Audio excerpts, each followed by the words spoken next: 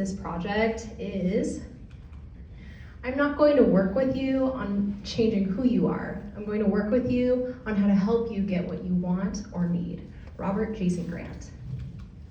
So for my capstone, I provided occupational therapy interventions and education for autistic freshmen and sophomore college students. And I also helped with improving their life skills, specifically in money management, safety skills, social skills, and personal hygiene.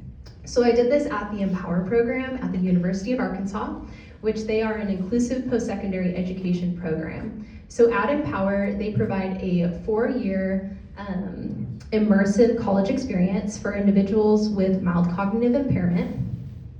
And after students complete this program, they receive a certificate indicating that they have the qualifications to be ready for the workforce. So I chose this program, or this project, because it was personal to my family.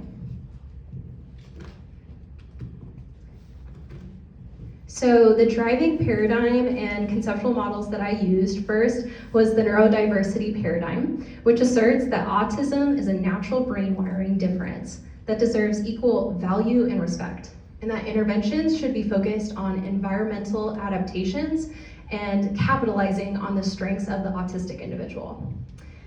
And then second, the dynamic interactional model of cognition. This views cognition as a dynamic relationship between occupations, which are everyday activities, the person, and the environment.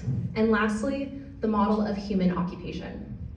This addresses motivation in conjunction with the environment through a client's habits, roles, and routines by having them engage in occupations. So in my literature review, there is a lot bigger of a problem. There's so much more, but I could only narrow it down to these 3. So first, there's a lack of funding of OT in adulthood. So once an autistic individual graduates high school or turns 21, they don't really have access to therapeutic services.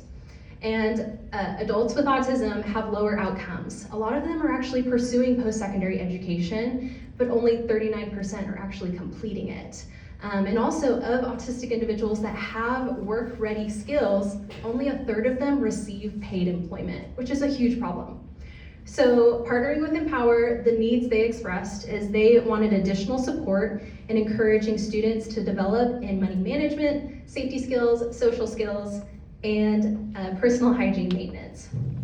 So from my literature, some of the proposed solutions was one, to design assessments that are easy to understand for autistic individuals, and also to collaborate with them in planning goals and interventions. Because often what's focused is on the caregiver's input, and we need to get their perspective to really know how we can help them. So for my study, I received expedited determination from IRB. So what I did was, with students, I split them up into 2 different groups. So it comprised of 1 freshman and 2 sophomores. And so there was a control group, which the control group did the evaluation, reevaluation, and sustainability part. Intervention group, they did all of it, including intervention. So for my evaluation, I provided a survey for the student to complete, and then the residential mentor that was closest to them completed it as well, and then also an Empower staff member to give all perspective of how they're doing. And then for the intervention group, I provided one-on-one sessions and group sessions once a week for 6 weeks total. So for my capstone resources and outcomes, I developed an accessible questionnaire. So I designed it in a way that questions were in the first-person language, concrete task, and I had a corresponding picture in there to make it as understandable as possible. I also developed strength-based evaluations and individualized interventions. Within those interventions, in the evaluation, I listed off 10 strengths and 3 opportunities for growth for the student. I wrote it in a way so that the student could read it for themselves and then provide feedback. And often the students were really encouraged by what they read about themselves, which is pretty cool. I then created an intern and residential mentor guide, because they are the ones that are doing the day-to-day of addressing these skills. So I gave them all my resources and tips and tricks. So for my research, the findings really surprised me. So the control group, their pre and post answers, it was either they stayed the same or they showed some improvements in some questions. In the intervention group, they either stayed the same, some improvements, or some decreases, which actually surprised me a lot. But upon reflection, I think that just indicates increased insight. We were working on those tasks regularly and coming to realize, okay, I need more help with this. Recommendations. So for future capstone students, I would recommend be intentional with building rapport when you are at your site.